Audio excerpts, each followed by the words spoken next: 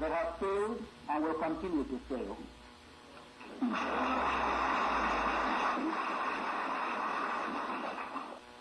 In 1953, the late Sir Abubakar Tafawa Balewa, in a speech in the Legislative Council, said, since the amalgamation of the southern and northern provinces in 1914, Nigeria has existed as one country only on paper. It is still far from being united. The country is inhabited by peoples and tribes who speak different languages, who have different religions, different customs and traditions, and entirely different historical backgrounds in their way of life, and who have also attained different stages of development. We do not want our southern neighbors to interfere in our development, but I should like to make it clear to you that if the British quitted Nigeria now at this stage, the northern people would continue their interrupted conquest to the sea. To say Gowon was unfortunately a very ignorant military officer, who was so naive, and Fulanis and both the military, government took advantage of his naivety, to, create what they have created, that even led us to see, the civil war. Understand? It was something that would have been averted. Imagine that, after the Aburi Accord, Gowon stood on what they have agreed on. You understand? We would have a country that, would have prospered to the point of, reaching out to other African countries. One of the challenges we have as a people is that, the mistake of our past leaders is what is haunting us. Understand? These things are always there. Ahmadu Bello has always been an advocate of the modernization agenda. He was one man who, with that, that whole concept of the, what happened during the pre-colonial era of the Hausa Fulanis, this was something he wanted to project. The entire plan was to capture the entire entity called Nigeria. No wonder he said on the 11th of October 1960, 11 days after independence, Ahmadu Bello said, we shall use the minority in the north as willing tools. Who was a minority? Gowon happens to be a minority in the north that were used as willing tools. He's a Christian northerner. He said, we shall use the minority in the north as willing tools. We shall conquer the south and then bury the Quran at the Atlantic Ocean. You understand? Those are things they have, planned, and unfortunately, the first coup came. I remember there was a time Akintola, traveled to the north to meet with Ahmadu Bello, and he was telling him that this your, northernization agenda is causing a whole lot of problem in the south. Can you step down on some of the things you are putting out there? You understand? But this was a man who was all out to ensure that the entire entity called Nigeria is captured.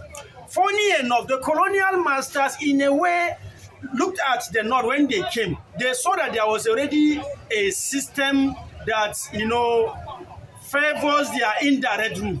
You understand? That centralized system that favored the indirect rule. And no wonder they felt the best people to work with. One, because they are, mediocres, people who really, one person can decide the direction of everybody. You understand? They felt those are the kind of people they can work with. Now, the southern people are not that type of people. The southern people are people who are very inquisitive, who will want to question, whatever you put out there. And the colonial masters are not happy with that, with the southern people, because the whole idea of colonization is exploitation. Okay, you are from, you have lived in Plateau and you are from Middlebelt. Yeah. How do you look at Gowon now? I want to believe Gowon has not really come out to tell Nigerians, but he's one person who I want to believe is regretting whatever decision he took in the past. And I want to believe whatever he has But done. we saw it in the book he wrote, and he's still saying that he defended the British government, he defended the oil bloc, and there was nobody that was killed in Nigeria, in Biafra land. That the people they are claiming they are killed, that we are killed, we are palm trees. It is unfortunate that you can have, this was something that is out there, even where there are people who are not Nigerians who have written, they wrote books about what happened in Biafra. You understand? Everybody knew, the level of massacre that took place. It was a genocide, kind of, that took place in the eastern region. We knew how, British, and Russia at a point came together to help Nigeria, you understand, to ensure that Biafra never stand. You understand? And we saw the killing. Unfortunately, one thing I expected Gowon by now, at his age, this is somebody who is close to his grave, to have been bold enough to come out and tell Nigerians what transpired. He was young, ignorant. You understand? The Fulani hegemony took advantage of his ignorance and then, masterminded whatever plan they had. You understand? I expected him to have been bold at this stage. Now you can see that what is happening in Plateau State today, particularly from Southern Plateau, where Gowon came from. It's an unfortunate situation. That is what you suffer when you don't have leaders who are visionary. You understand? Ojukwu was one person who has demonstrated, that level of leadership. Okay, you just watched the video of Ojukwu, Yes. Talking about the British trying to bring jihad conquest to the south, and they're using, Gowon, that's Ojukwu, making reference, and we are still seeing what Ojukwu probably feared for still happening in the Middlebelt, and at this point, would Gowon be looked at as someone who enabled jihad, Islamization in Nigeria? Yeah, it thrives under him. The only thing he lacks now is that's, I expected to see a man who will come out to say, under his leadership, this fly. And he should be able to tell Nigeria this happened because he was ignorant. I think Nigerians will even respect him for that. But for him to come out to defend the British government and defend, whatever that transpired during the Civil War is an unfortunate thing coming from a man at this age. Very, very unfortunate. You understand? We all know what transpired. Books are there, records are there to show what has happened under his word. This was a man who unilaterally took a decision after the Aburi Accord that led to the Civil War. Should we say that after taking that decision, Nigeria has fared well? Look at where we are as a result of the decision he has taken. What gave birth to the word Middlebelt was a Christian agenda after the Civil War. We felt abandoned by people who have used us to achieve an agenda for themselves. And this is where we are placed. Funny enough, we had a man in the saddle of leadership in the person of Gowon, who was from the same Middlebelt. You understand? And I expected him by now to have come out to tell Nigerians the truth. Do you know that at his age, he still lives in Kaduna outside his own state? How can a man as old as Gowon living in Kaduna when he's from Plateau State at this age? But you feel that the people he fought for are the only people that can protect him? No, see, do you know, with the reality in Nigeria today, history is one of the things. We can use history to correct some of these abnormalities we face. Can he be bold enough to tell Nigerians that they took advantage of him? That was what happened. They took advantage of him. And that was why, after the Civil War, after some years, the Christians minority in the North felt they wanted to be out of the North. That was what gave birth to the coup In 1991, you understand, Gideon Ojukwu, they are Middlebelters. These are people who have suffered. They knew over time, we have been under the clutches of these people. You understand? And unfortunately, we need leaders like Gowon who can talk and, free us, extricate us from these clutches we have found ourselves. And funny enough, this thing is consuming the entire country. Just like Bello said, that they will use it as healing tools. You understand? And conquer the entire South. Is it not happening? Are we not seeing them taking over almost everywhere? You understand? And we can address this issue if there is, sincerity of purpose. The problem with our leaders, they are not being sincere, even at old age. That's even what is even baffling me, that at old age, you are close to your grave, you are not being sincere. You just call it the way it is. So that the young people in Nigeria can now identify their problems and look for a way out. I was surprised the Middlebelt leader distanced themselves from Gowon recently. Does it mean that he has actually lost respect from Middlebelters? It's not even about Middlebelters. What about his hometown, Plateau State? Gowon means nothing. I'm telling you, he means nothing. This was a man who had opportunity. Plateau State just was supposed to be the capital of Nigeria. He was one of those who was made, the committee was set up. He was the chairman. Discussions were held. He was the chairman. And most of the people in that committee were saying, Jos is more central. You understand? He is a monumental failure as far as Plateau people are concerned, let alone Middlebelters. You understand? It's unfortunate that he is still, acting in this manner at old age. I expected him to by now come out to say what really transpired in 1967, was because he was young. You can imagine during war, he got married during war. He was being carried away by youthful exuberance. And these people saw this thing and they took advantage of it, to carry out whatever plan they had.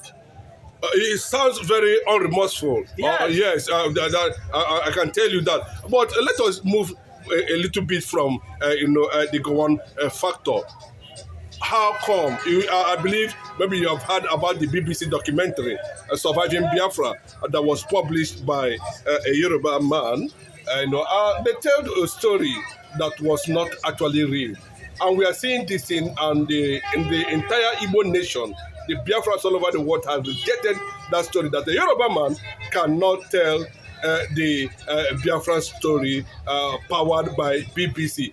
And why is it the federal government of Nigeria, says to be manipulating anything that has to do with the Middlebelt and of course the Igbo race? Because a lot of people are saying that the Middlebelt and of course the Middlebelt fought for to defend even the Hausas and the Fulanis more than why are these two regions now at the receiving side?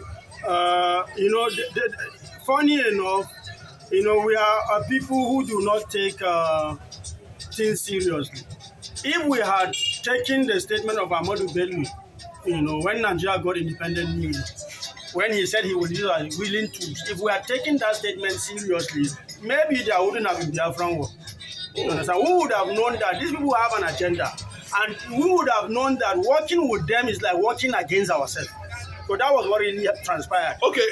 There was a time we noticed that during the IBB era and the rest of them, Abu Salami, Abacha, a lot of powerful generals from the Middlebelt were being targeted through plane crash. Is there a kind of trying to disarm them? The Middlebelters are a home, to very intelligent military. We had a lot of our people who joined the military and were so professional in the military. They did look at Gideon at that level, attempted a coup, and you saw that if not for very little mistake, it was supposed to be a successful coup. You understand? This was somebody who was trying to end the Hausa Fulani hegemony. You understand? He has seen it coming, and he at that time was trying to avert what was befalling us today. You understand? But unfortunately, we saw what happened at the end of the day. But sir, do you see that? Because a lot of people were imagining why they have more generals from the Middlebelt that we are being targeted either through whichever means to be eliminated. And all of a sudden, when they succeeded in diminishing or eliminating or decimating these powerful generals who come mostly from the Middlebelt, they now introduce Fulani, Boko Haram, and all that. And don't you see that they are also fulfilling what Ojukwu actually feared? Yes, it was a systemic plan. It was something that, they very well calculated, you understand? And if we had leaders who were visionary, you know why they targeted those very, intelligent generals? Was because they knew if those guys were to be alive, these things would not have happened. Because they would have, groomed foot soldiers as well, impacted whatever energy intelligence they have, as to tackle whatever challenges, these tactics these people will come with. So they felt the best thing to do was to eliminate these guys so they can have a free, right. So what do you think, finally, on a final note, as it stands now, looking at the eastern part, you are from the Middlebelt. What is your perspective to the silence of eastern leaders, politicians who are silent over the invasion of Fulanis in the entire eastern Nigeria? They are not speaking up for Nnamdi Kanu, and also looks like they are also towing the same line, bowing down to the Fulani. What is your general assessment of the eastern Nigeria now? You see what is happening is that the eastern leaders are, particularly those who are seen to be politicians, are people who are benefiting from the system. Of course, they will want it to continue to be like this, because of course they are benefiting from the system. You understand? One thing that can help this, particularly in Africa, it was Karl Marx who talks about class suicide. You understand? We are yet to see in Africa, except for some in South Africa, talking about Mandela, we are yet to see in Africa where some in the noble class will come up and commit what is called class suicide. You understand? Where they will leave their comfort zone in the interest of the masses. We are yet to see that. So those who are comfortable, those who are seen to be leaders, even in the eastern region, are comfortable with what is happening in Nigeria. Now, the reality with us, and these guys, they keep on rolling out plans to ensure that we do not have a voice. You know what they keep doing? They weaponize poverty. They created divide and rule system. You understand? Poverty in the sense that we are pushed to the point where we are struggling to survive. Somebody who is, struggling to survive does not have a voice. You understand? Until you are able to defeat poverty in a way, the people cannot challenge these things. You understand? And that is what they have done to us. And unfortunately, people we call leaders today are truly not leaders, whether it is in the southeast or wherever. But I believe we are evolving, and there's so much awareness taking place now. If it does not happen in our own time, a time is coming that this country will experience, a kind of revolution. If it is not balkanization, there will be a revolution that will chase out these money bags in different parts of the Nigeria. Okay, finally, the Nnamdi Kanu's appeal, the federal government is threatening death sentence. Just one word for Nnamdi Kanu, and of course, the Igbo people. It's unfortunate, seriously, if you ask me. You look at the treatment meted on Nnamdi Kanu, you will wonder what kind of a country we are. It's very, very unfortunate. This was a man. His only crime was to say that, can we begin to look at how to run a country where people can go about their normal businesses without being intimidated? That was how he started. And he was like, if you cannot, assure us a society that is secured because of this Conquest issue, he was loud about it. And we are seeing it now. And a man who was saying that if you cannot secure my people, can you let us go? Because it's a marriage now. If you are in a toxic relationship, what do? you go your separate ways. That is what it is. And that was the crime of Nnamdi Kanu. We have people walking on the street of Nigeria who have committed heinous crime, killed people in hundreds and thousands. We have children in various, forests today, as I speak to you. These guys will be arrested, and government created what they call Operation Safe Corridor, where people that have confessed the fact that they committed this crime, killing, maiming, and they are said to be repentant terrorists. It's unfortunate, and until we begin to do the right thing, I think the best way, if we cannot get it right, let's go our separate ways. Thank you.